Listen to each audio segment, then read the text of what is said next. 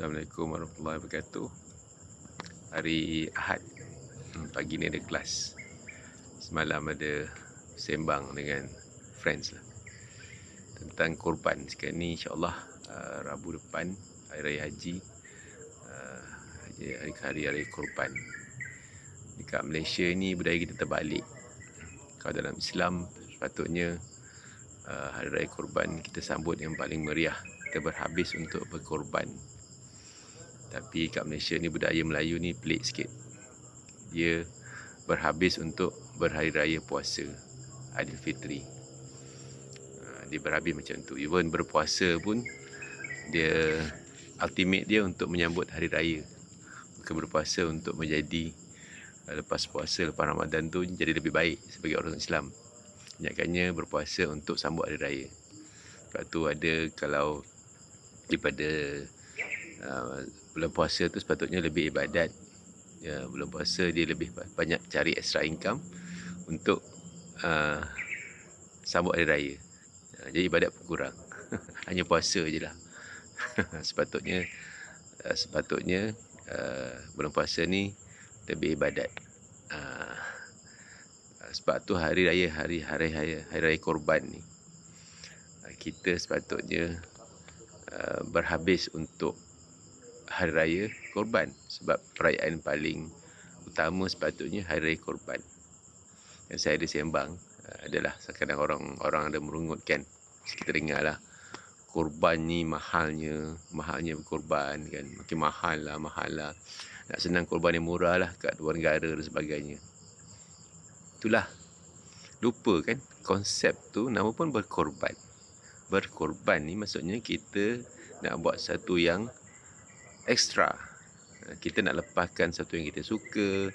Kita nak give something yang very special. Itulah berkorban. Kalau berkorban ni bagi saya lah benda yang senang nak buat. Macam anytime kita boleh buat. Okay? Tak ada masalah pun. Itu bukan berkorban. Itu maksudnya kita nak buat. Sedekah je lah. Kalau kita mampu kan sedekah. Sedekah je lah. Mungkin kita boleh biasa sedekah 100, 200. Itulah kita mampu buat. Memang kita boleh buat bila-bila masa. Tapi kalau berkorban ni, memanglah kita nak lepaskan satu yang kita sayang, yang kita suka, yang terbaik, nak bagi yang terbaik. Sebab tu tengok kisah Nabi Ibrahim kan. Allah minta dia korban anak dia. Allah minta korban anak dia. Bukannya dia minta korban biasa, bukan minta unta, bukan minta kibas ke tak, dia minta anak dia. Allah nak uji dia, sanggup tak dia berkorban kerana Allah. Itu konsep korban. Sebab tu berkorban ni, kalau kita nampak mahal sikit, kita dah merungut. Tapi untuk hal-hal lain, kita tak mampu, tak adalah merungut.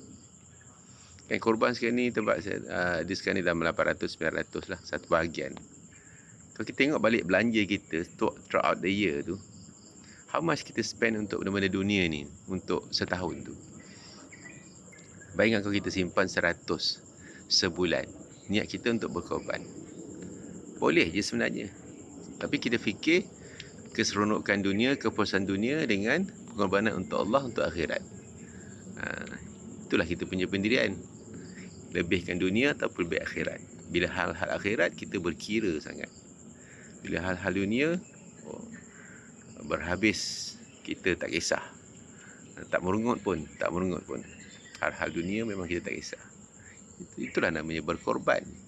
Berkorban, pengorbanan.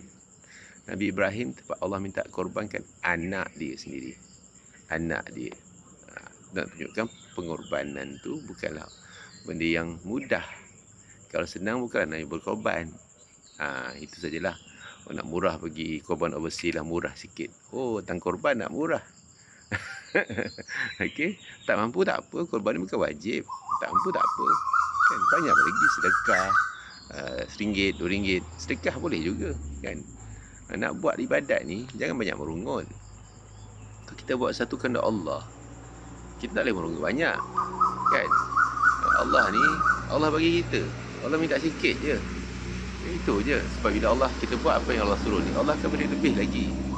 Kita berkorban ni, Allah akan beri lebih lagi, yakinlah. Saya dulu lah, saya pun sama dulu fikir macam tu juga, mahal-mahal kan. Tapi bila balik kan, macam ni lah, saya buat macam ni je. Setiap tahun saya cuba, niat saya insyaAllah. I think since the last, I would say dalam 10 tahun kot.